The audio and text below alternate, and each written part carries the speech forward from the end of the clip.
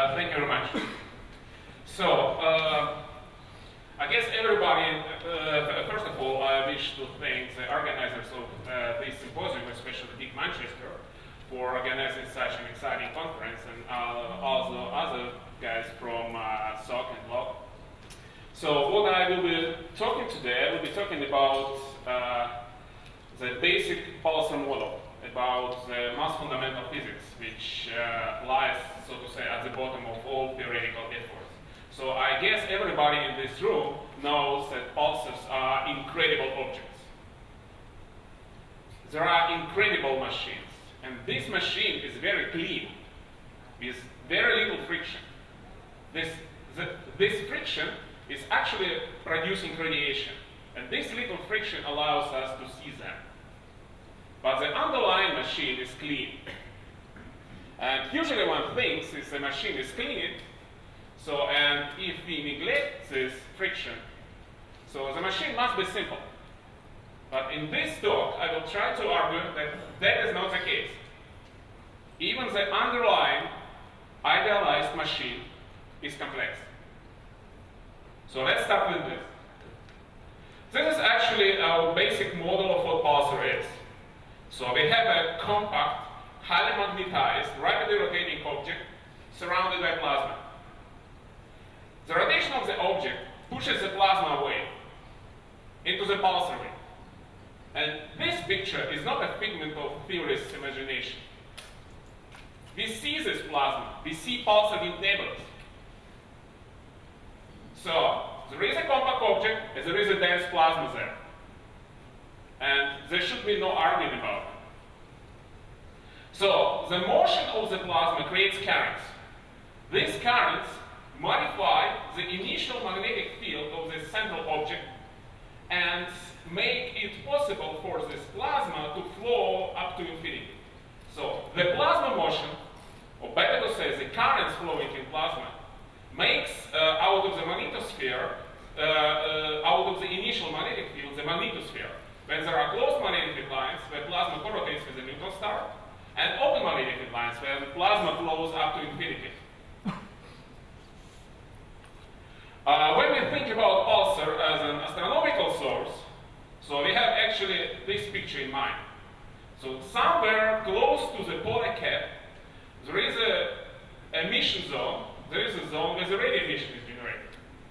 And somewhere at the boundary between open and closed magnetic lines, gamma rays are generated. Again, it's not a theoretical picture, it's an empirical one. That's what the interpretation of observations tells us. But also observations tells us that all this is unimportant because this radiation is a friction. And it is a tiny fraction of the total spin down rate. So if you want to, and it seems so that we couldn't understand pulsar, but just neglecting this friction and just trying to build an idealized machine and then put this perturbation on top of it. So from theoretical point of view, this is a picture of a pulsar magnetosphere. A compact object, plasma, and the system of currents. And I would say, suggest that all what Anatoly was had been talking about, it's actually the problem of modeling the pulsar magnetosphere is not how to make it shine, it's rather how to make it quiet. So, if we want the magnetosphere to be quiet, it means that the magnetosphere doesn't accelerate particles everywhere, but only in small regions, then we basically get rid of a degree of freedom. We get rid of a degree of freedom, it means we fix the structure of the pulsar magnetosphere and we fix everything, including the current density. And this current density, they flow along magnetic lines from infinity up to the surface of the neutron star. They cross the magnetic lines there, exert a torque on the neutron star and slows it down. But all of this depends on the presence of plasma in the magnetosphere. And pulsars are almost unique among astronomical sources in that the plasma is not supplied by some external mechanism. External to the system, to the basic physics of the system. The plasma supply is a part of the machine. Because if you look carefully, all this plasma which flows to infinity, it originates in these tiny regions close to the neutron star. So that is where we should create all of our plasma, either by pulling it from the surface of the neutron star or creating it in the cascades. So let's look at this tiny region. So the traditional thought, and okay, it's a clean machine, it should be simple, is, okay, because of the neutron star rotation, the magnetic field would actually create electric field, and this electric field, in order to be screened, it requires a certain charge density to be present there. So the naive thought is, the particles will be pulled up from the neutron star surface, so created in the cascade, until this screens its charge density. And so all quantitative models of pair cascades, of high particle acceleration, and gamma ray emission, including the models of the outer gap, were based on this premise. We put as many particles there as to screen the charge density. So basically to satisfy the Gauss law. And that is wrong. Because we actually forget it. We actually forget our motivation. Why do we need the plasma for? We need the plasma for to sustain the magnetosphere. And magnetosphere is a huge thing with a huge inductance. And the magnetosphere requires a certain current density to flow through this region. How does it know, how this tiny region knows about the demands of on this big guy? The magnetosphere, in order to make the plasma flow possible, it twists magnetic field lines. And this twist goes up to the neutron star. How do we support the twist of magnetic field lines? We support it by current. So we have an electric circuit with a huge inductance, and the current must flow all along this circuit. If we break the circuit with a huge inductance, we are in big trouble. We don't provide this, we get this. So even if we screen, if we provide the Golding-Julian charge density, but we don't provide the current, we end up with a large electric field. And that is what was basically ignored in almost all quantitative models of polar gap acceleration. What I'm talking is quite obvious things. They were realized many years ago, but apparently nobody cared about it much.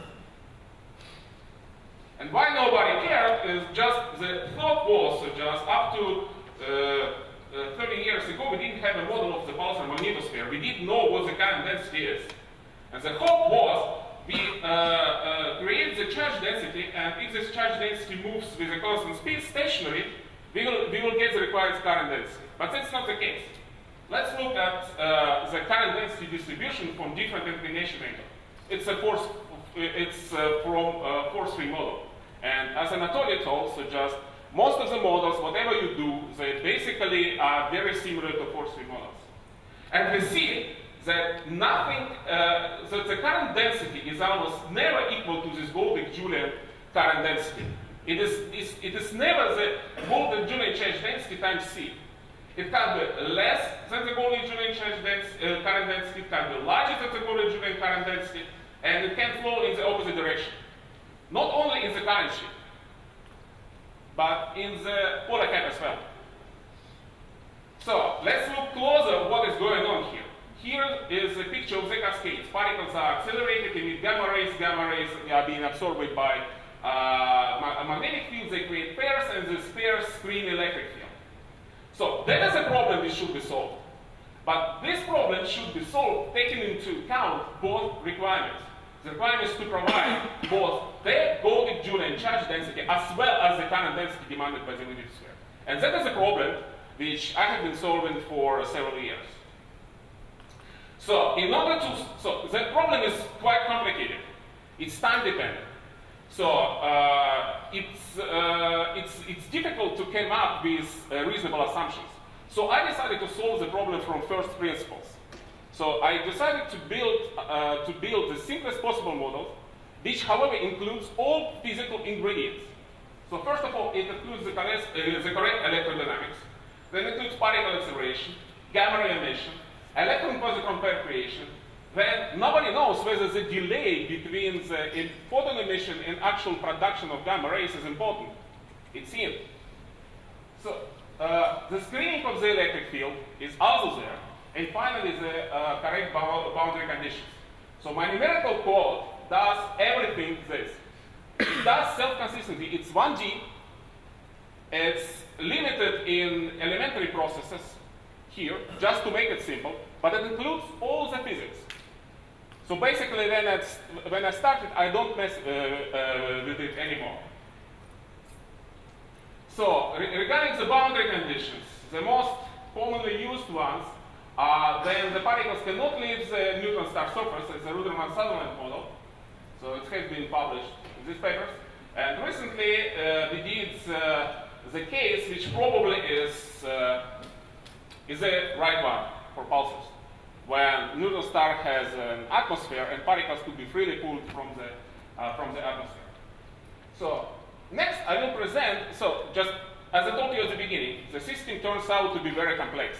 I don't have the time to go through all the cases. I will present here 3 characteristic cases and argue why it is so important to take the current into account. First case is when I consider sub-Goldich-Julian flow, when the current density is less than the Goldich-Julian current density.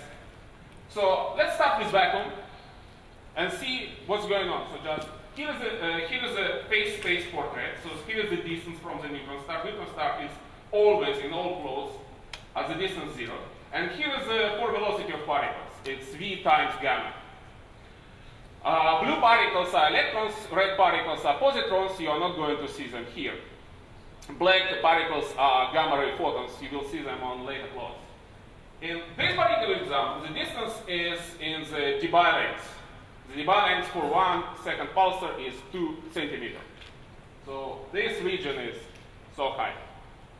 Okay, let's start from vacuum and let the system evolve. Actually, if I put a single particle in this domain, it should acquire the Lorentz factor at 1,000. Please pay attention here. It's 3. 1, 2, 3. In principle, in vacuum, there is a huge accelerating potential available. But we're not going to get it. And everything is consistent. I will show you why. If I switch to the whole calculation domain, which is 50 dBi length, it's a meter. Okay? So that's what I get. Again, no particle acceleration. What's going on?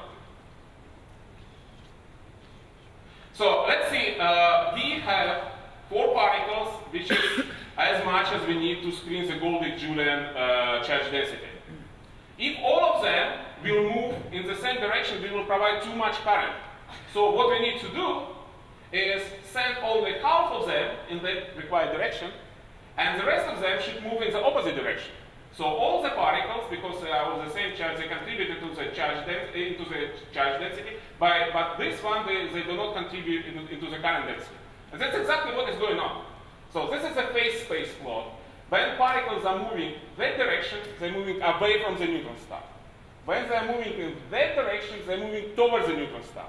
When they're doing this motion, a circular motion, it means that they oscillate up and down, up and down. Okay, the next case. Then I can see there's a return current. When the current density is anti-Goldich-Julian. Let's look how it looks like. This one is a toy model. Because here I have to deal with the distances larger than the distance of the polar cap.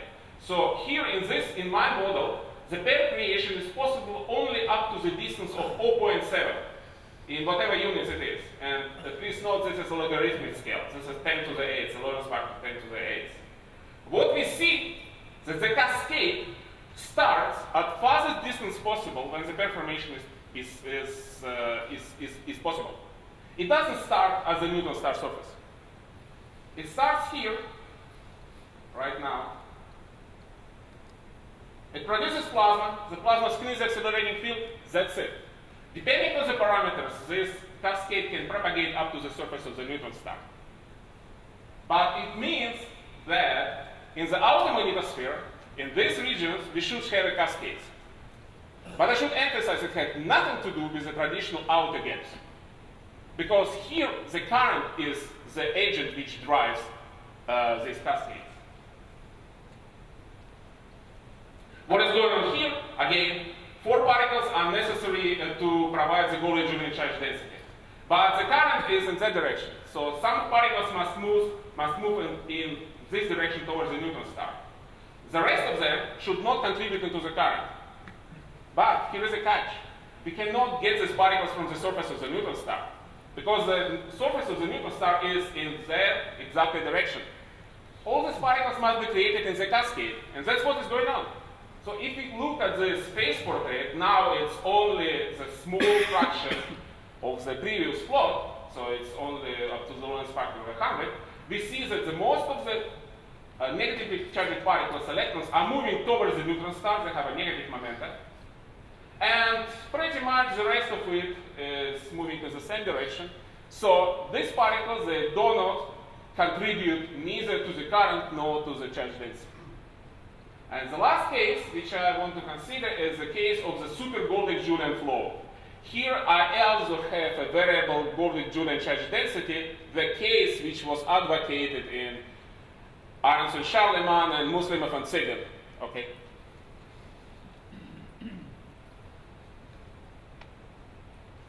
Here, the cascade starts close to the neutron star.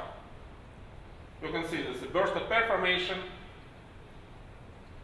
and purple dots are positrons. Just for the sake of self-consistency, I allow any sort of particles being pulled off from the surface of the neutron star. Okay? What is going on? Again, we have 4 particles. They must move in this direction. Even if they move with the same velocity, the current will be not enough. We need additional particles. But we cannot just pull electrons off, because then we will overproduce the charge density. We have to create them into the in the cascade in pairs of electrons and positrons. And that's what is going on. Most of the electrons are moving from the neutron star, and the rest of particles, so just positrons, are moving here, and so we get this both the current density and the charge density. So the question is how the magnetosphere is filled with plasma. If you look at the map of the current density distribution in the polar cap, we see that all these regions are different. Here are the regions where no particle acceleration takes place, and the density is very low, and the particle energy is very low. Here, in the return current region, there is a pair generation region. So there is a hot plasma, pair cascading is going on, and the particle number density difference is of 3 or 4 orders of magnitude. And as well as here. So even in the simplest assumption, the system is very complicated, and each of these flows looks different. The cascade can start far from the neutron star and propagate downwards, or cascade can start at the neutron star surface and propagate upwards. Okay, so very briefly about what can it mean for observations. Okay, the first thing, because all of these regions are different, very naively thinking they should probably have different observational signatures. So we cross this polar cap this way, we should have 3 emission components. We cross it this way, we should have 5 emission components. And by the way, there is plenty of room of having asymmetric pulse shapes. Another important thing, as I told you, there is a qualitative transition between a sub-Goldich-Julian flow and super-Goldich-Julian flow. Let's say we have 2 magnetospheric states. In one state, at around magnetic field line, the current density is a bit less than the Goldich-Julian current density, let's say 0.95. There is no particle acceleration. Then in the next state, along magnetic field lines, the current density is a bit higher, 1.05. And we have effective particle acceleration, we have pair creation, We have an on-off situation. I don't know whether I'm stretching my model a lot, but it's somehow curious how it could be related, let's say, for mode switching. I don't know. So, and the penultimate slide is also that these discharges, first of all, these discharges are time dependent. And they have a characteristic time scales of microseconds. Are they related to microstructure? I don't know. And even the discharge event here produce nice fluctuation of the electric field. And this nice wave is superluminal, and that says that the red lines are moving with the speed of light, and that's fiducial lines. But the maximum of this discharge, here I plot the charge density, are moving with velocity larger than the speed of light. So this wave, this discharge wave, does not seem to be damped via Landau mechanism. Okay, it's 1D. I don't know how it looks in multi-D, but at least it's worth of paying attention in. And by the way, the spectrum of this simulation is a power law. And now I come to my conclusions. What is the result of this pulsar gate? Follow the current. Point number 2, cascades are non-stationary, always. All flow regimes look different. Probably they have a different emission signature. There should be a large plasma density gradient across magnetic lines, orders of magnitude. The return current region, because it wants to cascade star from the neutron star in the outer magnetosphere, whereas the absorption by the magnetic line is smaller, maybe that is why we see gamma ray emission coming from this return current region close to the boundary between open and closed magnetic lines. Then, as I have shown you, everything depends on the current depends on the inclination angle, pulsar inclination angle matters a lot. And then, I don't know, it's a curious fact, but maybe it's a source of the direct radio emission. What about the microstructure due to the discharges? At least the time scales matches. Thank you very much.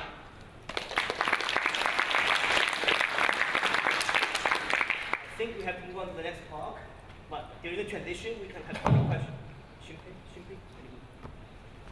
Quick question.